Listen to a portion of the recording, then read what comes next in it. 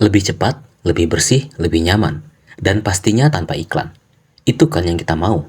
Nah, itulah realitas internet kita saat ini.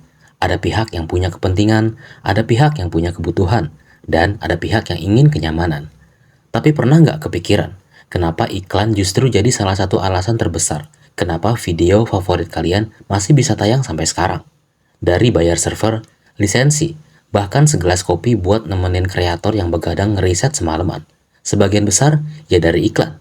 Dan yang menarik, semua ini bukan masalah baru. Sejarahnya itu panjang. Ada keputusan lama, pemain besar, dan ada banyak pihak-pihak yang harusnya merasa bersalah dan paling bertanggung jawab atas sistem ini. Jadi, biar nggak salah paham, pastikan kalian simak video ini sampai selesai. Awalnya, adblock itu cuma urusan orang-orang teknis yang nggak mau ribet di depan komputer. Paling-paling cuma ekstensi kecil di browser, biar mata nggak sepet lihat banner yang kedip-kedip. Tapi sekarang, semuanya udah berubah. Kita sampai di tahap di mana ada browser yang jualan utamanya itu ngeblokir semua iklan buat kamu. Lucunya, kalau kita perhatiin, kayak browser Brave atau beberapa layanan DNS, narasi yang mereka bangun itu keren banget. Privacy, keamanan, dan kebebasan. Siapa sih yang nggak mau? Kita ngerasa kayak lagi nantang sistem yang dominan. Tapi kalau mau jujur, beberapa layanan ini sebenarnya nggak ngilangin iklan sepenuhnya. Mereka cuma ganti pihak yang mengelolanya. Iklan dari platform yang diblokir diganti sama sistem hadiah atau iklan mereka sendiri. Jadi, adblock ini bukan lagi sekedar fitur teknis. Ini udah jadi pernyataan sikap. Kita ngerasa punya hak buat nggak diganggu. Dan itu sah-sah aja. Tapi di sisi lain, itu juga yang bikin perbedaan dari bagaimana internet dari awalnya dirancang. Di tengah perang antara teknologi pemblokir dan iklan yang makin agresif, ada satu pihak yang seringnya cuma bisa pasrah. Ya, siapa lagi kalau bukan para kreator? Masalahnya gini, bikin konten yang enak ditonton itu nggak cuma butuh kreativitas, tapi juga butuh bayar listrik, beli kuota internet, atau sekedar buat beli kopi biar kuat begadang riset materi atau ngedit video semalaman. Banyak orang mikir, cuma satu orang doang yang pakai adblock. Iya, mungkin bener kalau cuma satu. Tapi kalau ribuan orang atau bahkan jutaan orang punya pikiran yang sama, tamatlah sudah cerita kami. Dan rasa bersalah karena nonton video pakai adblock itu mungkin gak pernah kita rasain. Karena, ya emang iklannya ganggu banget. Kreator itu emang hidup di dalam sistem yang bukan mereka yang bikin aturannya. Tapi kalau mau jujur-jujuran, ya mereka yang paling ngerasain dampaknya. Mereka dituntut bikin konten gratis berkualitas, tapi sumber utama penghasilan mereka dipersempit dengan pemblokiran iklan. Ini bukan pembelaan, tapi kenyataan yang perlu diketahui. Beberapa waktu terakhir, mungkin kalian sering nemu peringatan yang muncul tiba-tiba di layar kayak ad blocker melanggar ketentuan layanan. Awalnya mungkin cuma peringatan yang bisa di-close. Lama-lama, videonya nggak mau jalan sama sekali kalau pemblokirannya nggak dimatiin. YouTube nutup celah. Besoknya para developer ad blocker ngerilis update baru buat nembus lagi. Gitu aja terus. Makin dilarang, makin pinter cara orang buat ngakalinnya. Tapi pendekatan YouTube ini kerasa agak memaksa. Karena kita nggak punya pilihan selain menonton iklan yang durasinya panjang. Atau solusinya, ya udah bayar premium. Sekilas, premium kelihatannya kayak win-win solution. Penonton bebas iklan, kreator tetap dapat bagian. Tapi ceritanya nggak sesederhana itu. Pembagian AdSense Premium itu berbasis watch time. Artinya, kalau pelanggan premium lebih sering nonton kanal besar, uangnya ya muter di situ-situ aja. Kreator kecil atau konten niche kayak gini sering cuma kebagian sisanya aja. Malah kadang nilainya lebih kecil dibanding kalau penonton yang sama nonton iklan sampai habis. Jadi, apa premium solusi ideal? Buat YouTube, mungkin iya. Tapi buat kreator kecil, jawabannya belum tentu. Sekarang, coba kita tarik nafas sebentar dan lihat gambaran besarnya. Kalau kita perhatiin, sebenarnya nggak ada satupun pihak yang benar-benar jahat di sini. Yang ada, cuma tiga kepentingan yang saling bertabrakan di satu persimpangan yang sama. Pertama, dari kacamata platform kayak YouTube. Mereka itu bukan yayasan amal. Nyimpen jutaan jam video dalam resolusi 4K itu butuh server yang biayanya nggak masuk akal. Belum lagi gaji pegawainya. Bagi mereka, iklan itu tulang punggung. Tanpa itu, ya layanan mereka bisa tutup. Kedua, ada kreator yang posisinya paling dilematis. Mereka ini ibarat kontraktor di lahan orang lain. Mereka nggak punya kendali atas iklan apapun yang muncul, kapan munculnya, atau seberapa nyebelin bentuknya.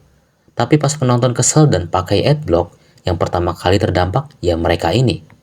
Mereka kejepit di antara aturan main platform dan kenyamanan penonton yang makin tipis.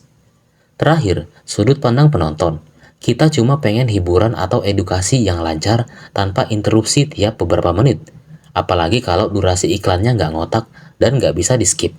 Wajar kalau kita ngerasa adblock itu bukan tindakan kriminal, tapi sebuah solusi. Tapi menariknya, ketiga pihak ini sebenarnya saling butuh. Ini bukan soal siapa yang benar atau salah secara moral, tapi lebih ke benturan kepentingan yang nggak ada ujungnya.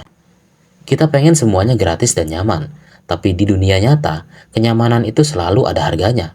Dan kayaknya, kita lagi di titik di mana nggak ada yang mau bayar harga itu. Dan harga itulah yang seharusnya dibayar oleh mereka yang memulai semuanya. Sebenarnya semua kekacauan yang kita rasain sekarang itu bukan muncul tiba-tiba. Ini tuh penyakit lama yang wajahnya aja baru. Kita sering lupa kalau internet yang kita pakai sekarang sebenarnya udah salah desain dari awal. Kalau kita mau cari siapa yang salah, kita harus lihat orang-orang yang dulu cuma pengen cari solusi, tapi malah bikin monster di masa depan. Jauh sebelum internet ada, bahkan sebelum komputer masuk ke rumah-rumah, ada seorang profesor bernama E. Jerome McCarthy di tahun 1960. Dia ngenalin konsep yang sampai sekarang masih jadi kitab suci orang marketing, yaitu 4P, Product, Price, Place, dan Promotion. Kenapa McCarthy ini penting dalam sejarah kekacauan digital kita? Karena dia yang mempopulerkan ide kalau promosi alias iklan adalah pilar yang nggak bisa dipisahin dari sebuah bisnis. Di dunia versi McCarthy, sebuah produk itu nggak akan hidup kalau nggak diteriakin lewat iklan. Masalahnya, mindset 4P ini kebawa mentah-mentah saat internet lahir. Para pebisnis gelombang awal mikirnya simple. Kalau kita punya tempat di internet, ya kita harus promosiin di sana. Mereka nggak sadar kalau internet itu beda sama papan reklame di pinggir jalan. Di internet, orang itu aktif mencari bukan pasif menonton. Teori McCarthy ini dianggap sangat penting. Jadi banyak pengusaha fokus pada iklan sebagai sumber utama pendapat tanpa eksplorasi model bisnis lain. Mereka nggak mikirin gimana caranya bikin hubungan yang enak sama pengguna. Yang mereka pikirin dan mereka tahu, pasang iklan dapat duit. Kalau McCarthy adalah orang yang bilang kita harus jualan, Tim Berners-Lee adalah orang yang bikin pasarnya, yaitu World Wide Web. Tapi masalahnya, tim ini orangnya terlalu baik, atau mungkin terlalu idealis buat dunianya McCarthy. Waktu dia ngerancang internet di awal 90-an, visi dia cuma satu, konektivitas. Dia pengen peneliti di seluruh dunia bisa berbagi data secepat kilat tanpa ada sekat. Buat tim, informasi itu harus gratis dan bisa diakses siapa aja. Makanya, dalam kode dasar internet yang dia bikin, yaitu HTTP, dia nggak pernah masukin protokol buat pembayaran. Ini kesalahan desain paling romantis sekaligus paling tragis dalam sejarah teknologi. Karena tim gak bikin kasir, otomatis di dalam browser kita, internet tumbuh jadi tempat di mana kita terbiasa dapat semuanya tanpa harus ngeluarin isi dompet. Tapi ya itu tadi, server itu butuh listrik dan kabel bawah laut itu nggak murah. Begitu internet mulai meledak dan butuh biaya besar, para pengelola situs kebingungan. Gimana cara dapat duit kalau si bapak penemu internet nggak ngasih fitur buat jualan? Lubang yang ditinggalin tim inilah yang akhirnya dipaksa ditutup pakai iklan. Karena kita nggak bisa bayar pakai uang secara langsung, kita akhirnya dipaksa bayar pakai perhatian. Tim Berners-Lee ini sebenarnya pengen nyelamatin kita dari komersialisasi. Tapi ironisnya, karena dia nggak nyediain cara pembayaran yang sopan, dia malah ngebuka pintu lebar-lebar buat iklan digital yang makin hari makin agresif menjajah layar kita. Bisa dibilang, niat suci tim inilah yang bikin kita sekarang ngerasa berhak dapat semuanya secara gratis. Terus muncullah anak muda bernama Mark Anderson. Kalau tim itu ilmuwan yang idealis, Mark ini adalah orang yang punya insting penguasa. Dia yang bikin Netscape, browser populer pertama yang bikin internet nggak lagi cuma berisi teks membosankan, tapi mulai ada gambar dan warna. Disinilah titik baliknya. Mark sadar kalau internet mau jadi raksasa, dia nggak bisa cuma ngandelin donasi atau niat baik. Internet butuh infrastruktur, dan itu butuh duit banyak. Masalahnya, Karena tim Berners-Lee itu nggak bikin sistem kasir tadi, Mark harus muter otak gimana caranya biar web ini bisa jadi mesin duit tanpa bikin orang kabur karena disuruh bayar langganan. Mark Anderson inilah yang sebenarnya ngebuka pintu buat komersialisasi web. Dia mulai masukin fitur-fitur yang bikin web jadi lebih ramah buat bisnis. Di era Netscape, web pelan-pelan berubah dari sekedar perpustakaan jadi mall digital. Tapi ada satu dampak yang dari keputusan Mark yang sering kita lupain. Karena dia fokus bikin browser jadi canggih, tapi tetap gratisan buat pengguna. Dia secara nggak langsung mengamini kalau iklan adalah satu-satunya bahan bakar yang masuk akal. Mark nggak benci iklan. Dia justru butuh iklan supaya browsernya tetap relevan dan bisnis di dalamnya tetap tumbuh. Dia yang merubah wajah internet dari tempat berbagi ilmu jadi tempat transaksi. Nah, setelah Mark Anderson nyediain lahannya di Netscape, sekarang tinggal nunggu siapa orang yang cukup nekat buat pasang iklan di sana. Dan orang itu adalah Joe McCambly. Tahun 1994, Joe ini kerja di sebuah agensi digital. Dia dapat tugas buat naruh sesuatu di situs bernama Hotwire. Dan di sanalah, untuk pertama kalinya, sebuah banner ads muncul di layar komputer. Bentuknya cuma kotak kecil warna-warni. Tulisannya simple. Dan tebak apa yang terjadi? Sebanyak 44% orang yang ngelihat banner itu beneran ngeklik. Orang-orang zaman itu bukan keganggu, mereka malah penasaran. Tapi, keberhasilan Joe ini adalah kutukan buat kita sekarang. Gara-gara angka 44% itu, dunia bisnis langsung heboh. Karena ternyata segampang itu nyolong perhatian orang di internet. Sejak saat itu, setiap sudut web mulai dipenuhi kotak-kotak iklan. Joe emang yang masang banner pertama, tapi dia juga yang secara nggak sengaja ngasih tahu ke seluruh dunia kalau perhatian kita di internet itu punya harga. Joe bikin iklan yang sopan, tapi keberhasilannya bikin orang lain jadi serakah. Tahun 90-an akhir, ada seseorang bernama Ethan Zuckerman yang kerja di situs bernama Tripod.com. Masalahnya gini, ada satu perusahaan mobil besar yang panik karena iklan mereka muncul di halaman web yang kontennya agak dewasa. Perusahaan mobil ini marah, mereka nggak mau brand mereka diasosiasikan sama hal-hal kayak gitu. Ethan dapat tugas buat nyelamatin kontrak itu. Dia harus muter otak gimana caranya biar iklan tetap ada di halaman tersebut tapi nggak kelihatan kayak mendukung kontennya. Akhirnya, dia nulis beberapa baris kode JavaScript sederhana buat ngebuka jendela browser baru yang terpisah. Dan, boom, lahirlah pop-up ads. Niat Ethan sebenarnya baik.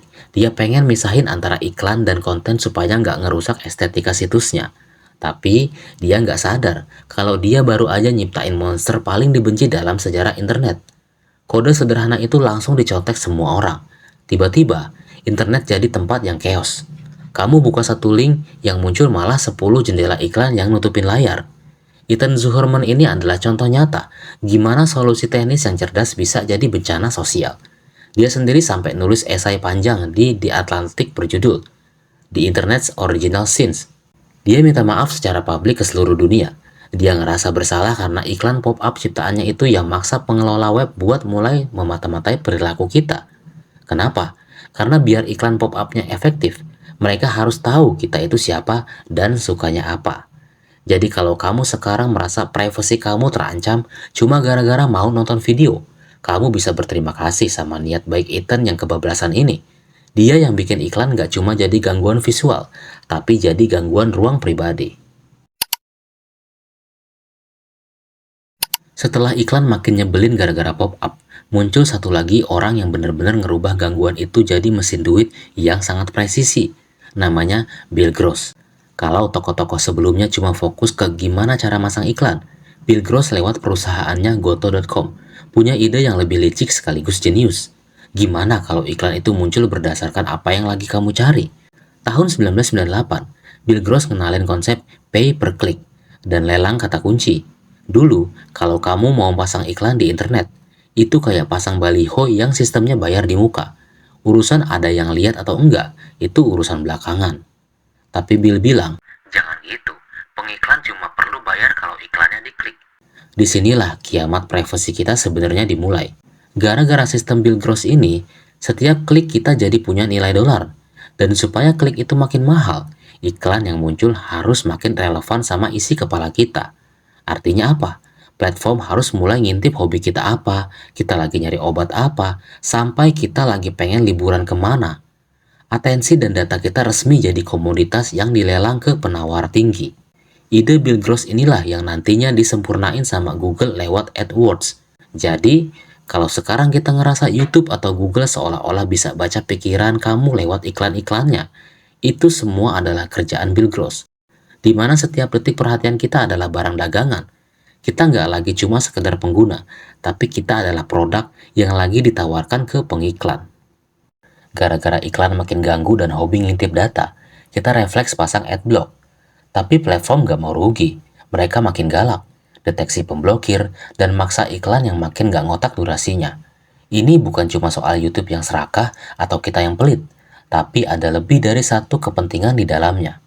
Kita harus sadar, nggak ada yang bener-bener gratis. Kalau nggak bayar pakai duit, ya kita harus bayar pakai perhatian dengan rela menonton iklan. Kalau terus-terusan kayak gini, ekosistem ini bisa hadapin tantangan serius di masa depan. Pilihannya cuma dua, balik ke zaman apa-apa harus langganan, atau cari cara baru yang lebih adil buat kreator dan penonton.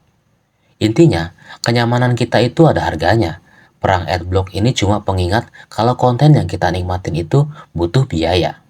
Jadi, menurut kamu gimana? Adblock itu hak buat kenyamanan diri, atau malah pelan-pelan ngebunuh kreator favorit kalian?